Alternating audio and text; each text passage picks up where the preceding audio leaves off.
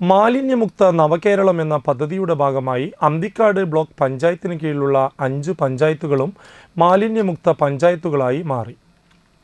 Anthikad block panchayat തല മാലിന്യമുക്ത പ്രഖ്യാപനം വ്യാഴാഴ്ച നടന്നു. ഇതിനു മുന്നോടിയായി അന്തിക്കാട് ബ്ലോക്ക് പഞ്ചായത്ത് ഓഫീസും പരിസരവും ഉദ്യോഗസ്ഥരും ജനപ്രതിനിധികളും ശുചീകരിച്ചു.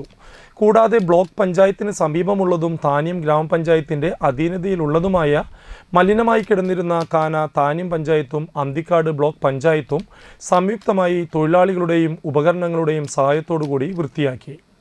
അന്തിക്കാട് ബ്ലോക്ക് പഞ്ചായത്തിൻ്റെ കുടുംബാരോഗ്യ കേന്ദ്രവും ബഡ്സ് സ്കൂളും മാതൃകാപരമായ രീതിയിൽ മാലിന്യമുക്തമാക്കി. ബ്ലോക്ക് കോമ്പൗണ്ടിൽ അജൈവ മാലിന്യങ്ങൾ ശേഖരിക്കുന്നതിന് ഹരിതവണ്ടി എന്ന പേരിൽ മിനി MCF സ്ഥാപിച്ചു. ജൈവ മാലിന്യങ്ങൾ സംസ്കരിക്കുന്നതിനായി മുമ്പ് തുമ്പൂർമുഴി മോഡൽ മാലിന്യ സംസ്കരണ കേന്ദ്രം സ്ഥാപിച്ചിട്ടുണ്ട്. അന്തിക്കാട് ബ്ലോക്ക് പഞ്ചായത്ത് ഓഫീസും പരിസരവും ഗ്രീൻ പ്രോട്ടോകോൾ പാലിച്ച് പ്രവർത്തിച്ചു വരുന്നു. ബ്ലോക്ക് കോമ്പൗണ്ടിലെ മലിനജലം ശുചീകരിക്കുന്നതിന് ഗ്രേ വാട്ടർ ട്രീറ്റ്മെൻറ്റ് പ്ലാന്റ് സ്ഥാപിക്കുന്നതിനുള്ള പദ്ധതി ആവിഷ്കരിച്ചിട്ടുള്ളതാണ്. പത്രസമ്മേളനത്തിൽ block panchayat president KS Sasidharan, Sindhu Sivadas, CK Krishnakumar, K Ramachandran, PK Seenath എന്നിവർ പങ്കെടുത്തു.